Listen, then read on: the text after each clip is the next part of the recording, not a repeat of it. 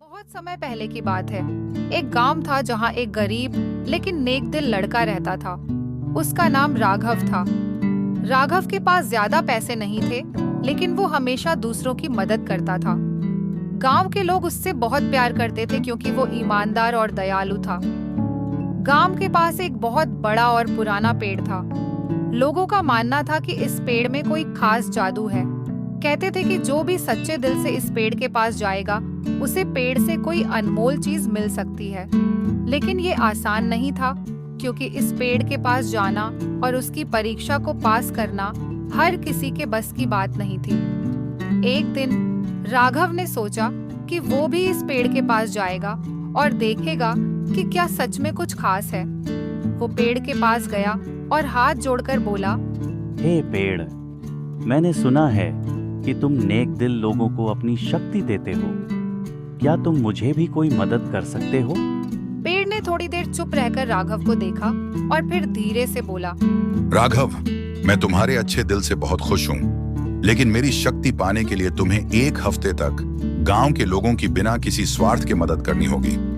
हर दिन तुम किसी न किसी की मदद करोगे, चाहे जितनी भी कठिनाई आए। राघव ने पेड़ की बात मान ली। पहले दिन उसने देखा कि गांव के एक बुजुर्ग आदमी को अपने खेत में काम करने में मुश्किल हो रही थी। राघव बिना कुछ सोचे उनकी मदद करने लगा।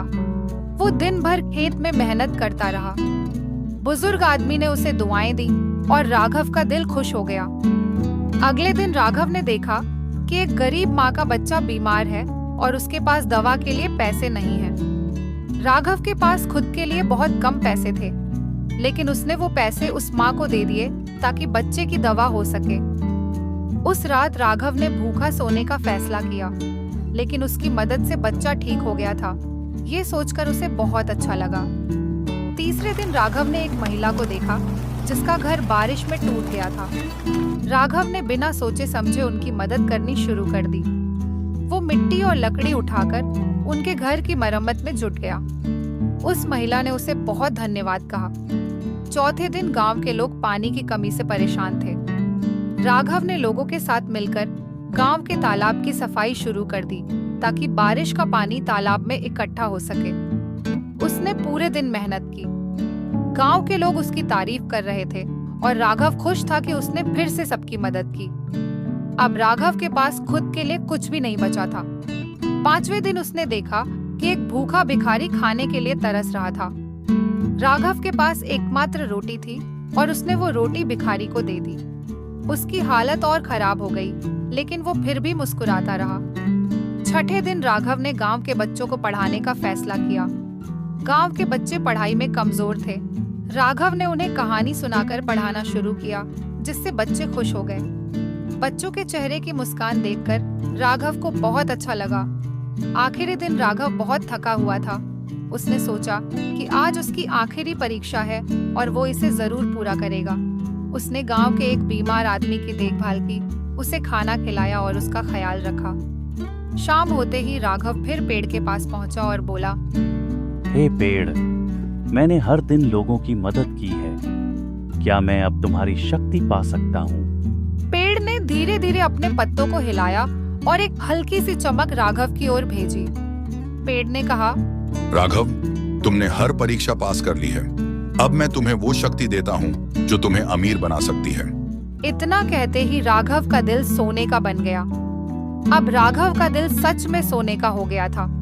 जब भी वो किसी की मदद करता, उसका दिल और चमकने लगता। उसने अपनी इस शक्ति का कभी गलत इस्तेमाल नहीं किया।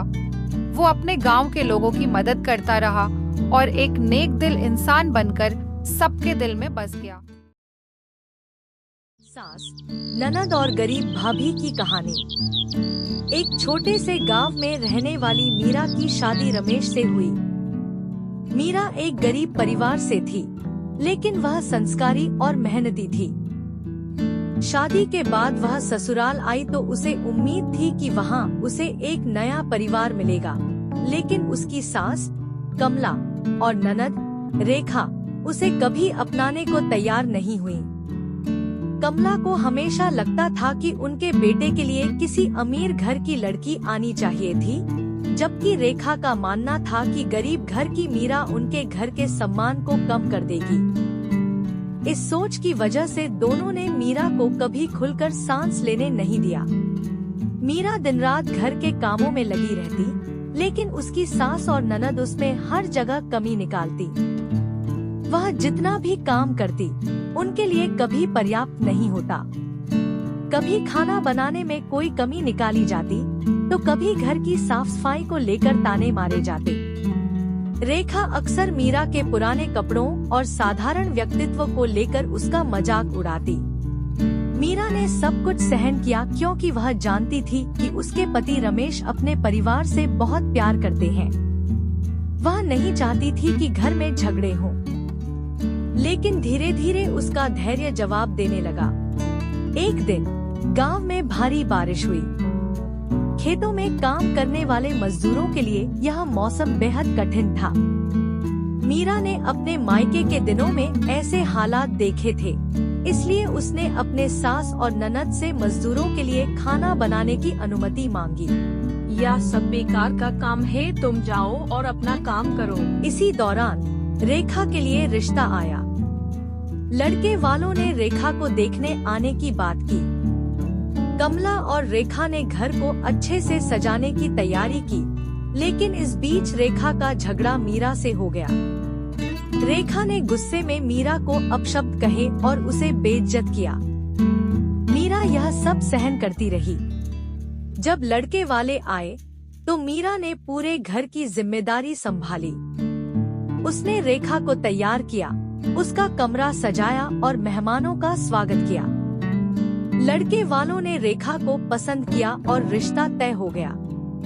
यह देखकर कमला और रेखा थोड़ी खुश हुई, लेकिन उनके मन में मीरा के प्रति कोई नरमी नहीं आई। सच्चाई का एहसास। कुछ दिन बाद गांव में महामारी फैल गई। मीरा ने रात दिन गांव वालों की सेवा की। वह दवाइयों और खाना पहुंचाने में मदद करती रही। एक दिन रेखा भी बीमार पड़ गई। उसकी हालत गंभीर थी, लेकिन मीरा ने उसकी दिन रात सेवा की। डॉक्टर ने कहा कि अगर समय पर देखभाल न होती, तो रेखा की जान बचाना मुश्किल था। रिश्तों में बदलाव। रेखा ने मीरा से माफी मांगी और उसे अपनी बड़ी बहन की तरह मानना शुरू कर दिया। कमला ने भी अपनी गलतियों को स्वीकार किया और मीरा को बेटी की तरह अपनाया। अब घर का माहौल पूरी तरह बदल चुका था। मीरा, जो कभी अपमान सहती थी, अब घर की जान बन गई थी। सीख। इस कहानी ने सास और ननद को यह सिखाया कि रिश्तों में प्यार और सम्मान सबसे महत्वपूर्ण होता है। मीरा की सहनशीलता और परोपकार ने परिवार को जोड़ दिया और साबित किया कि गरीबी इंसान का मूल्य तय नहीं करती, बल्कि उसका दिल और कर्म उसे महान बनाते हैं। गांव के पास एक छोटे से घर में 2 बहनें रहती थी। बड़ी बहन का नाम था काली और छोटी बहन का नाम था गोरी। दोनों बहनों का स्वभाव बिल्कुल अलग था। काली मेहनती और दयालु थी, लेकिन लोग उसे उसके रंग की वजह से चिढ़ाते थे।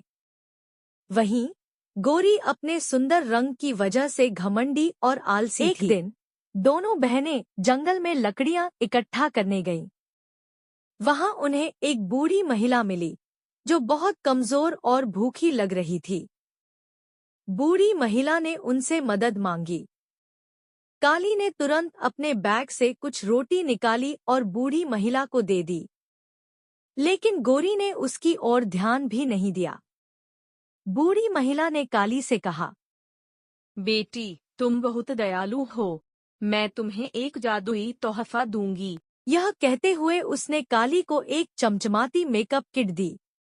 गोरी ने जब यह देखा तो उसने हंसते हुए कहा, क्या तुम सोचती हो कि मेकअप से यह काली सुंदर हो जाएगी? काली ने बूढ़ी महिला का धन्यवाद किया और मेकअप किट लेकर घर चली गई। अगले दिन जब उसने मेकअप किट का इस्तेमाल किया, तो वह देखते ही देखते इतनी सुंदर हो गई कि हर कोई उसे देखकर दंग रह गया। उसका चेहरा चमकने लगा और उसकी आवाज भी मधुर हो गई। गोरी को यह देखकर जलन हुई। उसने सोचा, अगर मैं इस मेकअप किट का इस्तेमाल करूं, तो मैं और भी सुंदर हो जाऊंगी। गोरी ने एक दिन मौका देखकर मेकअप किट चुरा ली और उसे खुद इस्तेमाल करने लगी। लेकिन जैसे ही उसने मेकअप लगाया, उसका चेहरा बिगड़ने लगा। उसकी नाक लंबी हो गई और उसकी त्वचा स्याही जैसी काली हो गई। वह डर के मारे चिल्लाने लगी। उसी समय बूढ़ी महिला फिर से प्रकट हुई। उसने गोरी से कहा, यह मेकअप किट सिर्फ अच्छे और दयालु लोगों के लिए है। तुम्हारे लालच और घमंड की वजह से तुमने अपनी सुंदरता खो दी है। गोरी ने रोते हुए माफी मांगी और काली से अपनी गलतियों के लिए क्षमा मांगी। काली ने उसे माफ कर दिया। बूढ़ी महिला ने गोरी को वापस उसकी सुंदरता दी, लेकिन एक शर्त पर कि वह भविष्य में घमंडी और लालची नहीं बनेगी। सीख: इस घटना के बाद दोनों बहनों ने एक दूसरे का सम्मान करना शुरू कर दिया। उन्होंने समझा कि असली सुंदरता इंसान के दिल और उसके कामों में होती है, न कि उसके चेहरे में। कहानी हमें सिखाती है कि दया और विनम्रता ही इंसान को सच्चा सुंदर बनाती है। अनाथ भाई बहन की सफलता की कहानी। एक छोटे से गांव में 2 अनाथ भाई बहन रहते थे, मोहन और उसकी छोटी बहन सीमा। उनका बचपन बहुत कठिनाइयों में बीता था। उनके माता पिता का देहांत बचपन में ही हो गया था और वे दोनों अपने दादी नानी के साथ रहते थे। हालांकि उनका घर बहुत साधारण था, लेकिन दादी ने हमेशा उन्हें कठिन परिश्रम और ईमानदारी की महत्ता सिखाई। मोहन और सीमा को पढ़ाई में दिलचस्पी थी, लेकिन गांव में शिक्षा के उचित साधन नहीं थे। मोहन ने अपनी बहन को किताबों से प्यार करना सिखाया और दोनों ने छोटे छोटे सपनों को संजोते हुए पढ़ाई जारी रखी। गांव में एक प्राथमिक विद्यालय था, लेकिन वहां की शिक्षा सीमित थी। मोहन ने बाहर के शहर में अच्छे विद्यालय के बारे में सुना और उसने तय किया कि वह अपनी बहन को अच्छे शिक्षा संस्थान में भेजेगा। मोहन ने कड़ी मेहनत शुरू की। उसने गांव के पास एक किराना दुकान में काम करना शुरू किया ताकि पैसे जमा कर सके। सुबह जल्दी उठकर पढ़ाई करता और दिन भर दुकान में काम करता। सीमा भी उसका साथ देती और घर के कामों में मदद करती। एक दिन मोहन को एक शहर में नौकरी मिल गई और वह सीमा को शहर के अच्छे स्कूल में दाखिला दिलवाने में सफल हुआ। सीमा ने पढ़ाई में बहुत अच्छा प्रदर्शन किया और जल्दी ही उसकी कड़ी मेहनत रंग लाई। उसने मेडिकल प्रवेश परीक्षा में सफलता प्राप्त की और एक प्रतिष्ठित अस्पताल में डॉक्टर बनी। मोहन ने भी अपनी मेहनत और समर्पण से अच्छा मुकाम हासिल किया और एक प्रौद्योगिकी कंपनी में इंजीनियर के रूप में काम करने लगा। आज मोहन और सीमा अपने अपने क्षेत्र में सफल हैं और उनका नाम पूरे गांव में आदर्श के रूप में लिया जाता है।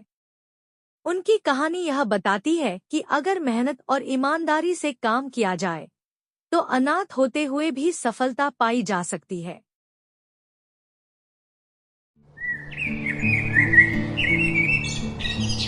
बाबूराम की छोटी सी पानीपुरी की गाड़ी हर रोज शहर के कोने पर लगती थी।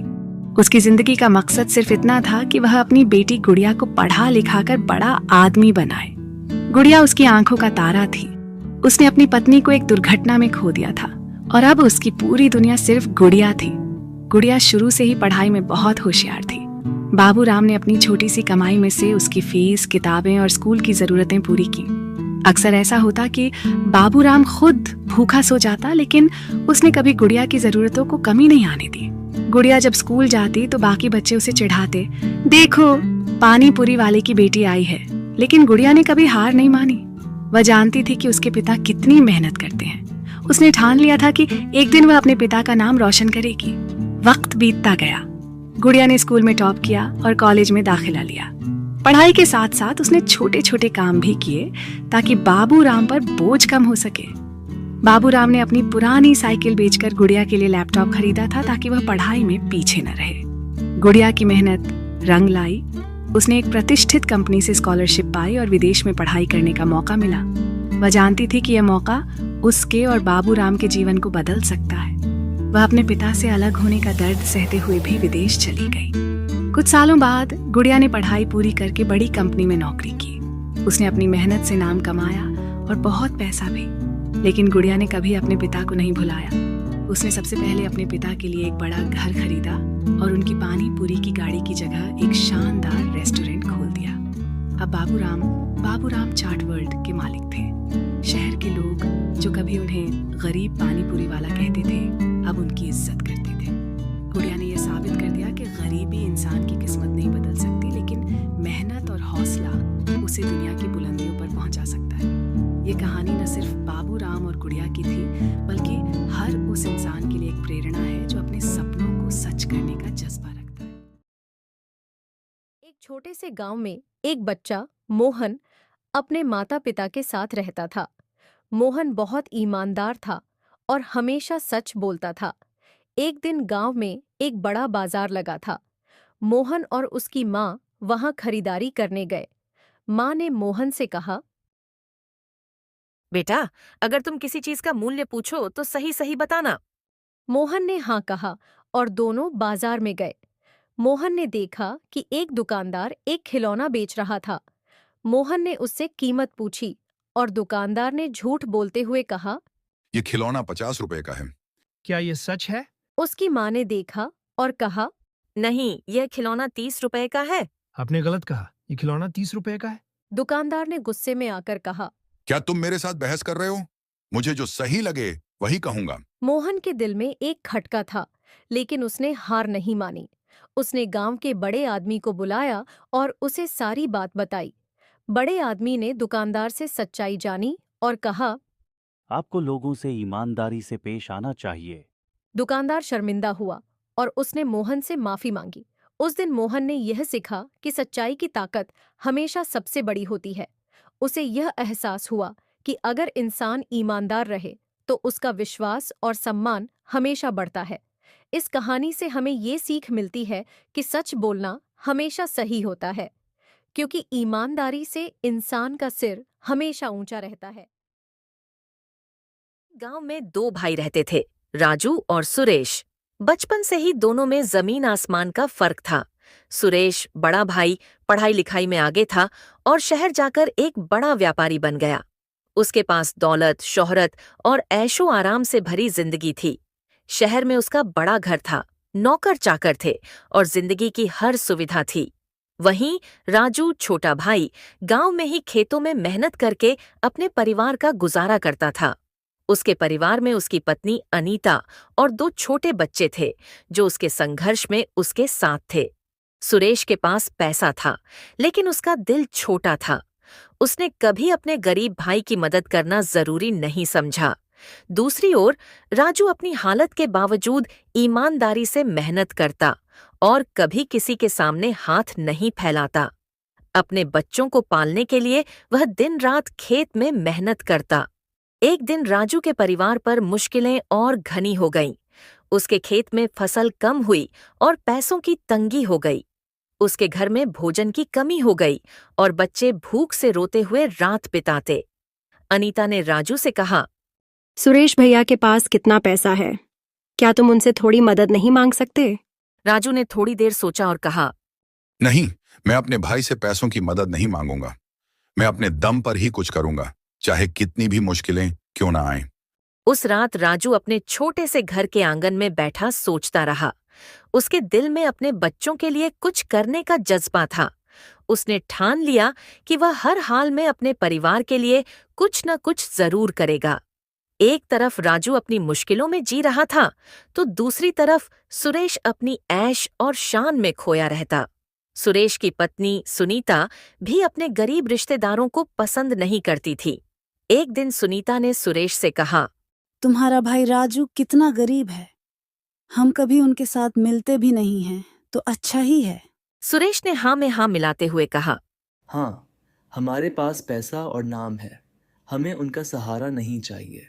एक दिन जब राजू अपने खेत में काम कर रहा था, तब उसके पास एक बूढ़ा आदमी आया। उस बूढ़े का चेहरा शांत और दयालु था। उसने राजू को देखा और कहा, बेटा, मैं देखता हूं कि तुम कितने मेहनती और ईमानदारी से काम करते हो। तुम्हारा मन कितना सच्चा और नेक है। राजू थोड़ी देर सोचने लगा और उसने कहा, जी बाबा, मैं बस अपने परिवार के लिए मेहनत करता हूँ और अपनी किस्मत पर भरोसा रखता हूँ। बूढ़ा आदमी मुस्कुराते हुए बोला, मैं तुम्हें एक छोटा सा मंत्र देना चाहता हूं। हमेशा सच्चाई और ईमानदारी से अपना काम करो और कभी भी हिम्मत मत हारना। देखना, तुम्हारे जीवन में जरूर बदलाव आएगा। राजू ने बूढ़े आदमी का शुक्रिया अदा किया और उसके शब्दों को अपने दिल में बसा लिया। बूढ़े आदमी के शब्दों से प्रेरित होकर राजू ने एक छोटा सा धंधा शुरू कर दिया। धीरे धीरे अपनी मेहनत और समर्पण के साथ उसका धंधा बढ़ता गया। पहले लोग उसका मजाक उड़ाते थे, पर धीरे धीरे लोग उसके पास आने लगे और उसका नाम गांव में फैलने लगा। उसने अपने बच्चों की जरूरतें पूरी करने में सफलता पाली और उसके परिवार में फिर से खुशी छा गई। राजू ने थोड़ी कमाई के साथ एक छोटी दुकान खोली और अपने धंधे को और बढ़ाया। अब वह एक सफल व्यापारी बन गया था। लोग उसका सम्मान करने लगे और उसकी गरीबी की छाया भी धीरे धीरे खत्म हो गई। वहीं दूसरी तरफ सुरेश के व्यवहार और घमंड के कारण उसके धंधे में कमी आने लगी थी। उसने अपने रिश्तों पर कभी ध्यान नहीं दिया था और हर कोई उसके घमंड से परेशान था। धीरे धीरे उसका धंधा बंद होने लगा और वह कर्ज में डूब गया। एक दिन ऐसा भी आया जब उसके पास उसका बड़ा घर भी नहीं रहा और उसके नौकर भी उसका साथ छोड़कर चले गए। सुरेश अब अकेला और परेशान था। जो लोग कभी उसके सामने झुकते थे, वे अब उससे दूर भागने लगे थे। आखिर में जब सुरेश के पास कोई और रास्ता नहीं बचा, तो उसने अपने छोटे भाई राजू के पास जाने का फैसला किया। आंखों में आंसू और चेहरे पर पश्चाताप लिए वह राजू के घर गया। सुरेश को देखकर राजू हैरान था। उसने सोचा कि यह वही भाई है जो कभी उसका सामना नहीं करता था। सुरेश ने शर्मिंदा होकर कहा, भाई, मैंने तुम्हारे साथ हमेशा बुरा व्यवहार किया, तुम्हें नीचा समझा और अपने घमंड में जीता रहा। आज मेरे पास कुछ नहीं बचा, क्या तुम मुझे माफ कर सकते हो? राजू ने एक गहरा सांस लिया और कहा, भाई, जो अपने बुरे समय में काम आए वही अपना होता है। हम दोनों भाई हैं और रिश्तों में गलतियां होती हैं। मैं तुम्हें माफ करता हूं। राजू ने सुरेश को गले लगाया और उसका सहारा बन गया। उसने अपने नए धंधे में सुरेश को काम पर रखा और उसे धंधे की बारीकियां सिखाईं। धीरे धीरे सुरेश भी अपने पश्चाताप को भूलकर नई शुरुआत करने लगा। अब दोनों भाई साथ में काम करते हैं और अपने जीवन को मिलजुल कर जीते हैं। सुरेश ने सीखा कि पैसा और घमंड कभी भी हमेशा के लिए नहीं रहते और असली दौलत प्यार और रिश्तों में होती है। राजू और सुरेश के बीच का रिश्ता और भी मजबूत हो गया। ये कहानी हमें यह सिखाती है कि असली दौलत पैसा नहीं, पर प्यार और भाईचारा है। हमेशा अपनापन और सम्मान ही इंसान को सही रास्ते पर ले जाते हैं। दो दोस्तों राहुल और अमित की कहानी है। दोनों गहरे दोस्त थे और हर मुश्किल में एक दूसरे का साथ देते थे। एक दिन वे जंगल से गुजर रहे थे। अचानक एक भालू सामने आ गया। राहुल ने जल्दी से पेड़ पर चढ़कर खुद को बचा लिया, लेकिन अमित को चढ़ना नहीं आता था। उसने तुरंत जमीन पर लेटकर सांस रोक ली, क्योंकि उसे पता था कि भालू मरे हुए लोगों पर हमला नहीं करता। भालू ने अमित के पास जाकर उसे सूंघा और फिर चला गया। राहुल पेड़ से उतरा और हंसते हुए बोला, भालू ने तेरे कान में क्या कहा? अमित ने कहा, उसने मुझे सलाह दी कि सच्चे दोस्त वही होते हैं जो मुसीबत में साथ न छोड़ें। इस घटना से अमित ने समझ लिया कि सच्चा दोस्त कौन होता है। यह एक सुंदर सा गांव है जहां सभी लोग मिलजुल कर काम करते हैं। यहाँ के लोग अपने खेतों की मेहनत से खुश रहते हैं और एक दूसरे की मदद करने में विश्वास रखते हैं। रामू इस गांव का सबसे मेहनती किसान है। वह दिन रात अपनी फसल पर मेहनत करता है ताकि हर साल अच्छी फसल उग सके। उसकी मेहनत और उम्मीदें उसकी जिंदगी का हिस्सा हैं। लेकिन एक दिन अचानक आकाश में घने बादल छा जाते हैं और तेज बारिश शुरू हो जाती है। रामू की मेहनत पर पानी फिरने लगता है। बारिश इतनी तेज होती है कि उसके खेत में पानी भर जाता है और उसकी सारी फसल बर्बाद हो जाती है।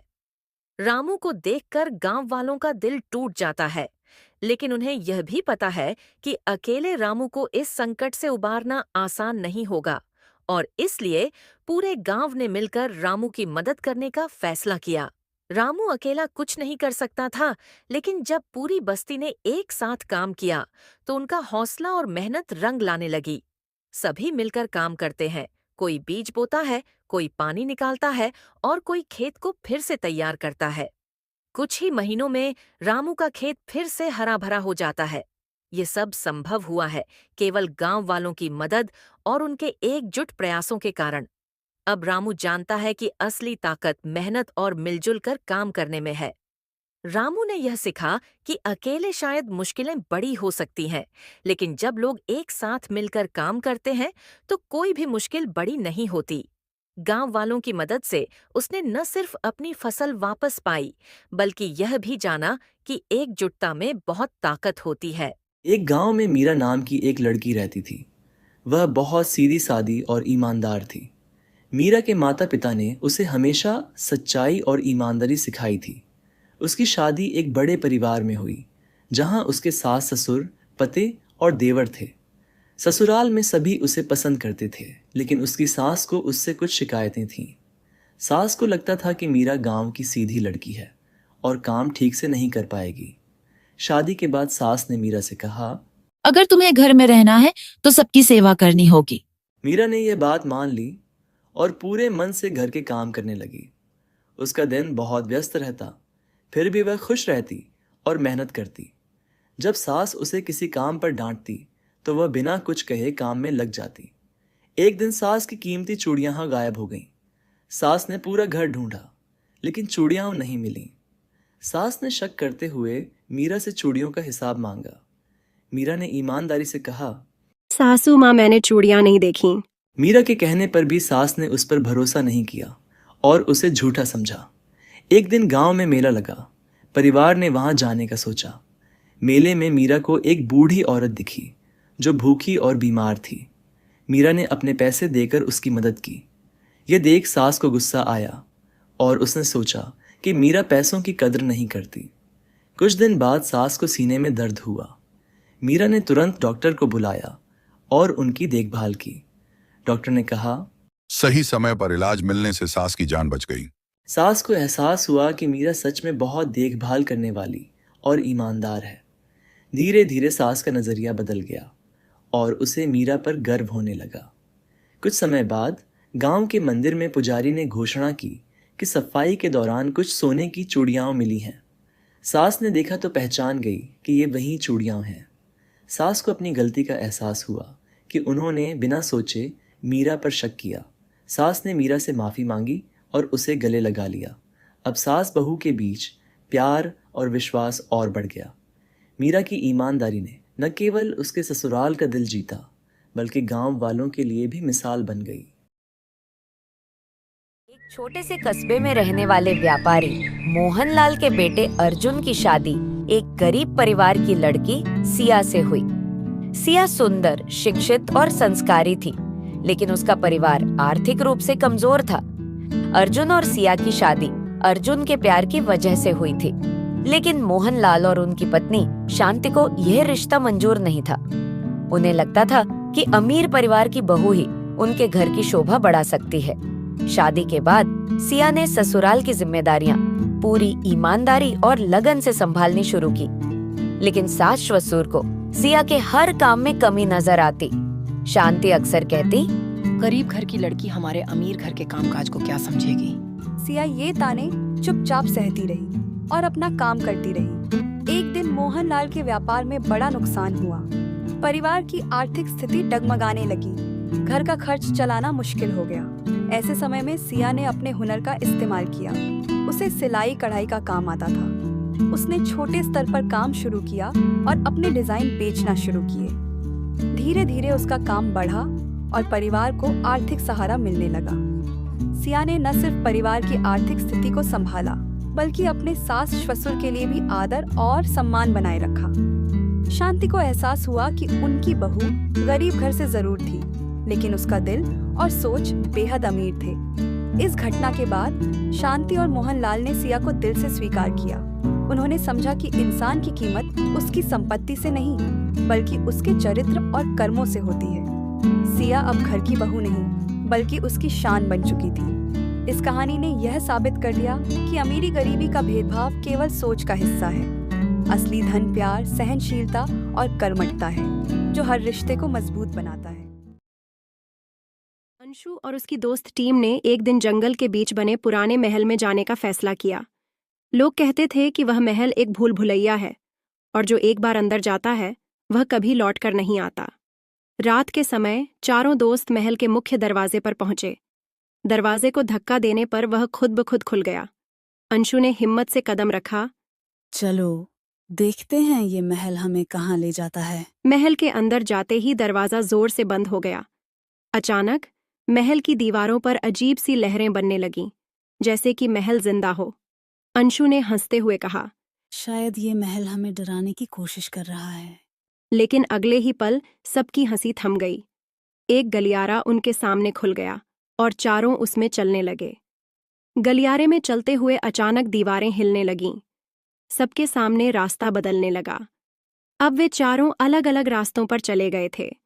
अंशु अकेला पड़ गया। वह दौड़ते हुए वापस अपने दोस्तों को ढूंढने की कोशिश करने लगा, लेकिन हर गलियारे के अंत में वही अजीब सी परछाई उसका पीछा कर रही थी।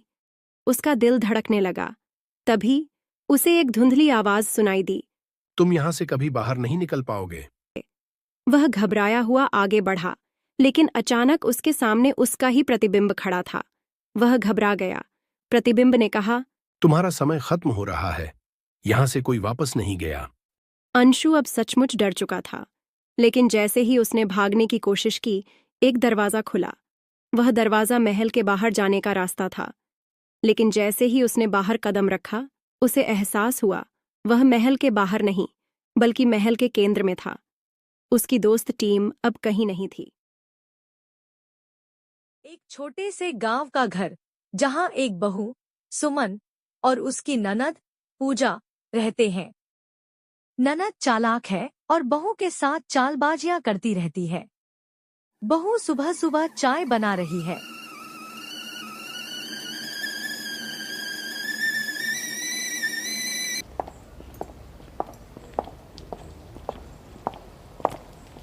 पूजा दीदी, चाय तैयार है। अरे सुमन, ये चाय तो बिल्कुल पानी जैसी लग रही है। तुम्हें कुछ सही बनाना नहीं आता? दीदी, मैंने तो अच्छे से बनाई है, लेकिन अगर आप चाहें तो मैं दोबारा बना दूं। मुस्कराते हुए हाँ, मुझे कड़क चाय चाहिए। और हाँ, मेरे लिए थोड़ा नाश्ता भी बना देना। सुमन, मुझे जरा बाजार जाना है, लेकिन माँ ने कहा है कि घर की सफाई पहले करनी है। तुम कर लोगी ना? हाँ दीदी, आप चिंता मत करें, मैं सब संभाल लूंगी।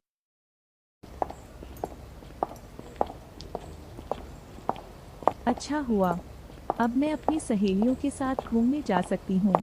राजू जी, पूजा दीदी हमेशा मुझसे सारे काम करवाती हैं और खुद मजे करती हैं। क्या पूजा ऐसा कर रही है? अगले दिन राजू अपनी बहन को पकड़ने का प्लान बनाता है। दीदी, आज मम्मी कह रही थी कि घर की सफाई तुम खुद करो। मैं? नहीं भैया, सुमन कर देगी। राजू गुस्से में, बस दीदी, अब बहुत हो गया। तुम सुमन को हर बात में फंसा देती हो। अब से तुम्हें अपने काम खुद करने होंगे। धन्यवाद राजू जी। पूजा, शर्मिंदा होकर भाभी, मुझे माफ कर दो। मैं आगे से ऐसा नहीं करूंगी। सुमन मुस्कुराते हुए, दीदी, माफ करना तो हमारा फर्ज है। दोस्तों, इस कहानी से हमें सीख मिलती है कि परिवार में प्यार और समझदारी होनी चाहिए।